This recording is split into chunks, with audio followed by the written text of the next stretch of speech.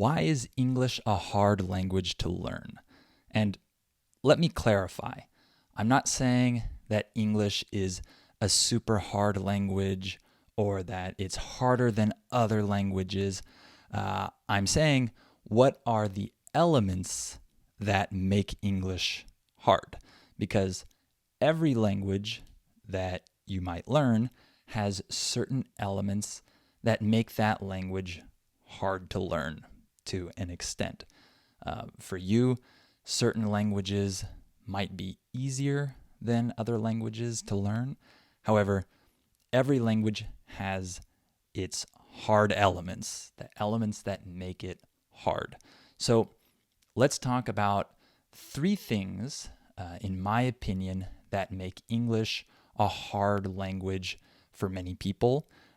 Three elements that cause problems for English learners. And hopefully, I don't discourage you with this video. Hopefully, I can kind of motivate you to get over these obstacles, these hurdles, as we say.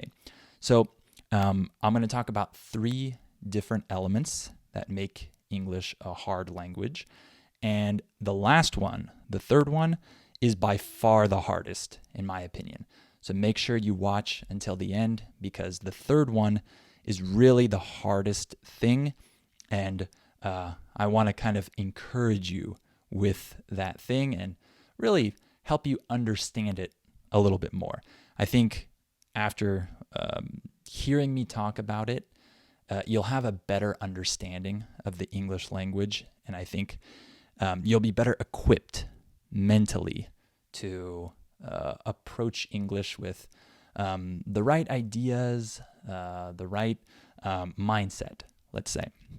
So let's talk about the first thing that makes English harder than some other languages, specifically for this element, which is phrasal verbs. Okay, I know that English learners spend a lot of time worrying about phrasal verbs, and this is one of the questions I get the most. People ask me about phrasal verbs. How do I learn phrasal verbs? Why are there so many phrasal verbs? What tips do you have for English learners who want to learn phrasal verbs? I get this question over and over again, and there are a few reasons why phrasal verbs cause problems for people, but really, they shouldn't be seen as so daunting, so scary. Okay, so the first thing I want to mention is that English learners have an idea of phrasal verbs that is not the best idea or the best way to think about them. I'm not saying every English learner has this, but many people have this.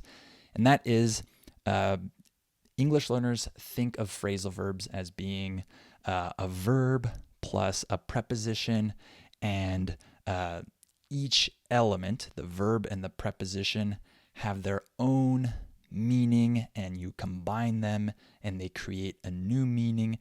And it sounds really complicated when you think of it like that.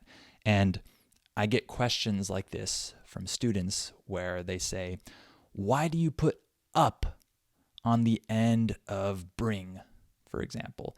Why the up there? Why does up need to be there? What does it have to do with up, right? And you can see that they don't have the right mindset when it comes to phrasal verbs. Because let me tell you, a phrasal verb is just a vocabulary phrase, okay? That's all it is. It's a vocabulary phrase, meaning don't think of the two separate elements. Just think of the entire phrase and think of it as another vocabulary word. It just has 2 words or 3 words, okay? So I know that in many of your languages, this doesn't exist. This concept of phrasal verbs either doesn't exist or it's just not like it is in English. But that's okay. if you come at it with the right mindset, then it won't seem as hard. However, it is hard in the sense that the fact that we have phrasal verbs means that we have more vocabulary in English. Okay? Let me tell you why that is. That's because many phrasal verbs are synonyms for other words that are just like one word. So, for example, bring up, the phrase I just used a minute ago.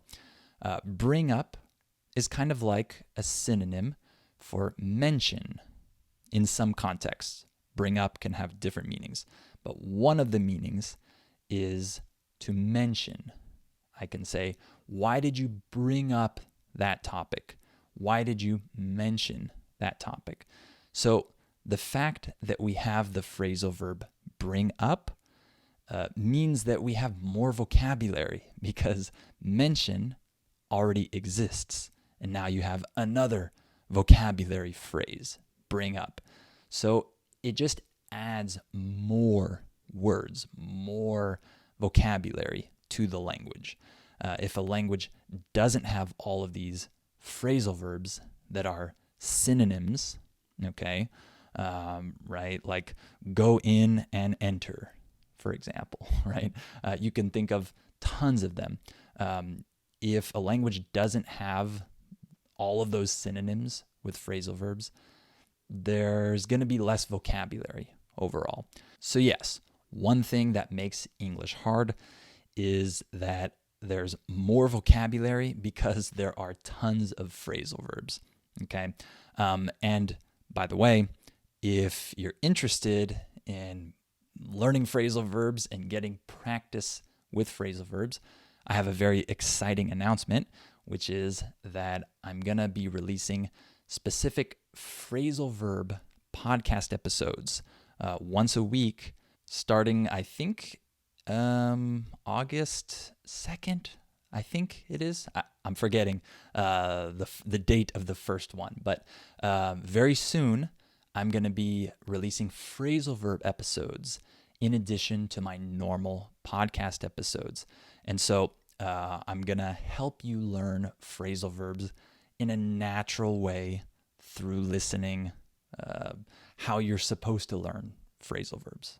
Okay, so phrasal verbs are tricky, but you don't have to think of them as being really scary or some really complex element. Just think of them as vocabulary words that have more than one word. It's a vocabulary phrase, and I'm going to help you learn phrasal verbs. So just start listening to my phrasal verb episodes once a week. Okay? So the first thing is phrasal verbs. That's the first thing that I wanted to mention that makes English hard. The next thing is the irregularity of English. What does this mean? This means that English is not very consistent in a lot of its rules and in the whole system in general. So this is the case for multiple languages, like French, for example. I'm learning French, and French is also pretty irregular. And in some other languages, there's a lot more regularity. It's the opposite, like Spanish, for example. Spanish, in my opinion, is a very logical, regular language for the most part. Of course, there are some irregularities here and there, but really, by and large, languages like Spanish are pretty regular versus languages like English. English is not regular at all. And one big reason for that is because English has major influence from other languages, right? Like Latin and French and Greek, and English is a Germanic language. So think of that. It's a Germanic language. That's how it's classified, but it has tons of influence from Latin and French and Greek and probably some other languages. And so you have a system and you have different elements like spelling, which are completely irregular, right? They really don't make sense a lot of the time because they come from, the spelling of different words comes from these different influences, these different languages, okay? So some words have like a really weird spelling, and you realize because it's like a French word that we've kind of appropriated, right? So things like that. So you can probably think of some examples like the word cough versus coffee, right? How do you spell those two words? Very differently, right? One is C-O-U-G-H, cough, and the other C-O-F-F-E-E, but they sound almost the same, cough and coffee. So why would they have such different spellings? Well, you can understand why now, because of the irregularity, the influence from different languages. English can be hard for that reason. And it's tricky, right? Because you don't really know how certain words are spelled until you see them, right? Or you don't really know some of the irregular forms or whatever until you hear them many times, because it doesn't follow a very regular, consistent pattern a lot of the time. So that's a big thing with English. The irregularity of the language definitely causes issues for English learners. But this is something that you should embrace, meaning you should accept this and welcome this, because it's kind of an interesting element of English. The irregularity, the influence from multiple different languages. This is one of the cool things about English, I think. Yes, it can be tricky because of the irregularity, but it's also a rich language because of its irregularities. Right now, I'm learning French, and French has a lot of irregularities because it has, like English, some pretty heavy influence from other sources, right? And because of that, there are some things that look very strange in French, for example, or you think, is that really a word?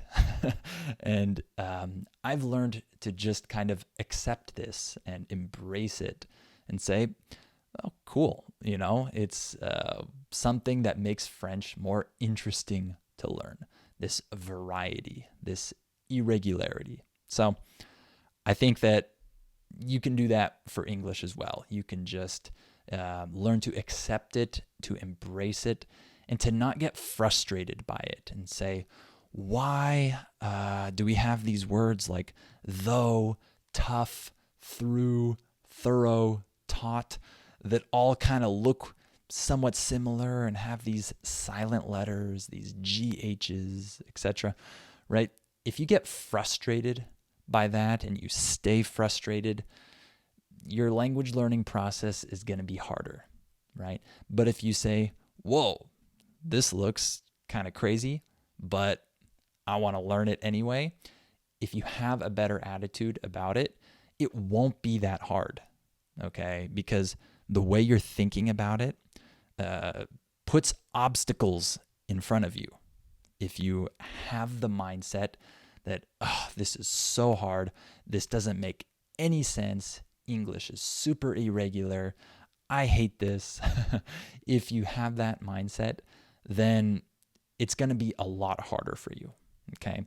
So try to come at English, approach English with a mindset of accepting the weird stuff, okay? Accepting the irregularities, okay?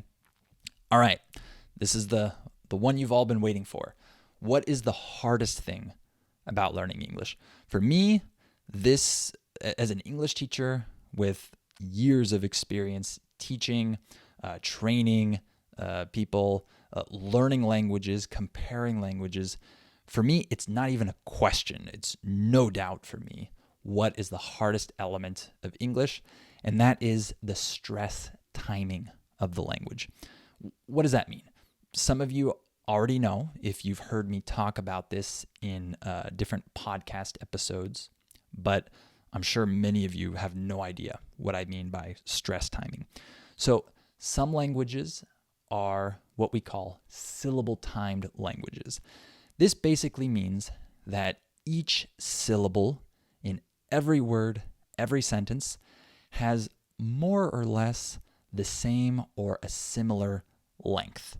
Okay, so there isn't a big difference in how long the syllable is, how stressed each syllable is. So you can clearly hear all of the different syllables in the language. So Spanish is a great example of this. Spanish is a syllable-timed language, so there isn't a huge difference in length between the different syllables in Spanish. However, some languages are not syllable-timed. They are stress-timed. English is one of the extreme examples of this.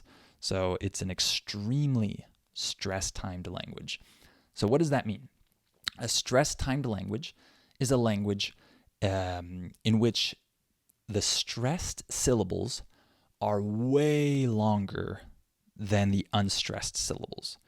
We're talking like almost 4 times longer, if I'm not mistaken. So like imagine a stressed syllable is held for like, let's say 3 times the length of an unstressed syllable. That means that many syllables in English are going to sound so fast that you have a hard time hearing them if you're not really advanced in the language. And this also affects not just your listening, but your pronunciation.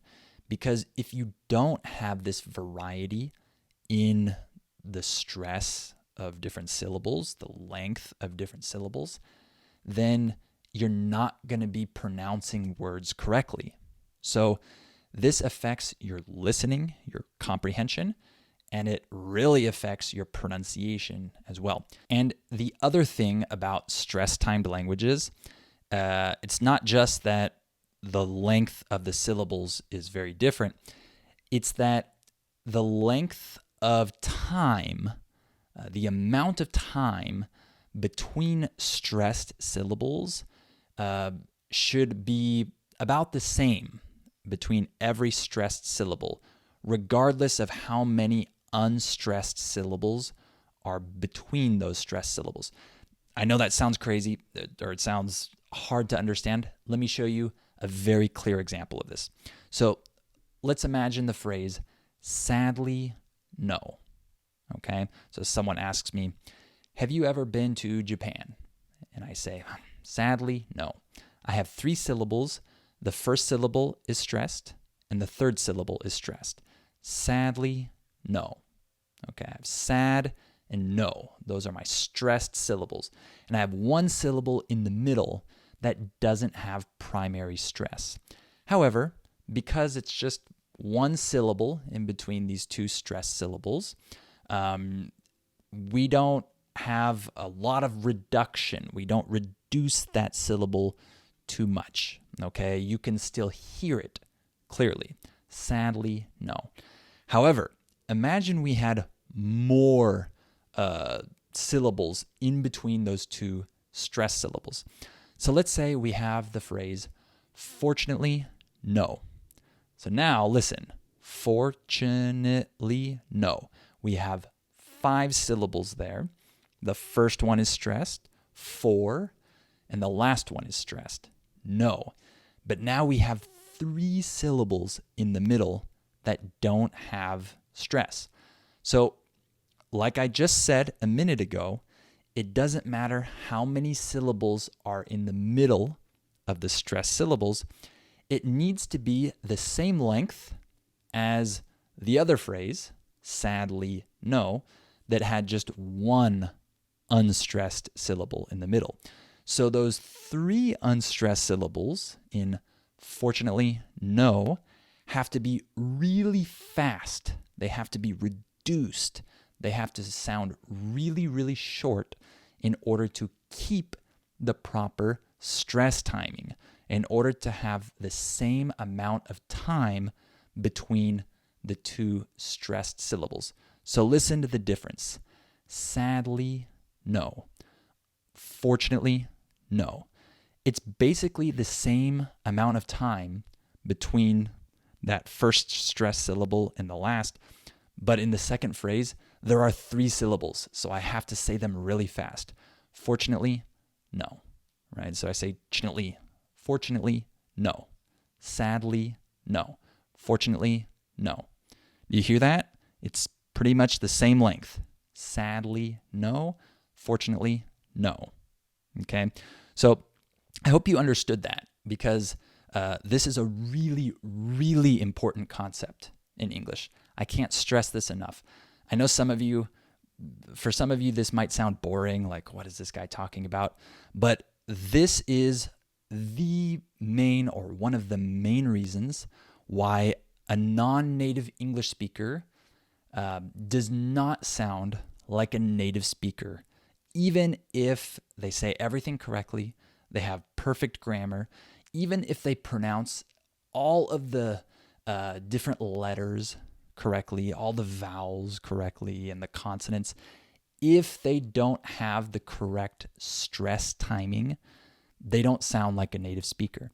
And unfortunately, this is something that you can't just master very quickly. This is something that takes a really long time to master, in the sense that if you want to sound like a native speaker, it's going to take a really long time. And I don't want to discourage you here, because I know that sounds negative, but I don't think that your goal, for most of you, should be to sound like a native speaker, because that's such a big, unrealistic goal because of this stress timing, that you're always going to be frustrated, because it's going to feel like you can never sound exactly like a native speaker. It's not just like follow these 3 rules and then you'll have the perfect stress timing in your language. No, it doesn't work like that. So what I recommend is that you become aware of this concept. By the way, when people watch my listening practice seminars or my pronunciation seminars, usually they have this realization of like, wow, I've never even heard of this before. And it changes their whole way of thinking about the sound system and the stress system in English. So this is something that usually people never hear about, they never learn about, but if they can just become aware of this, it really helps them kind of visualize the language better. You can understand why it's so hard to understand something in English, even when you can read it and understand it.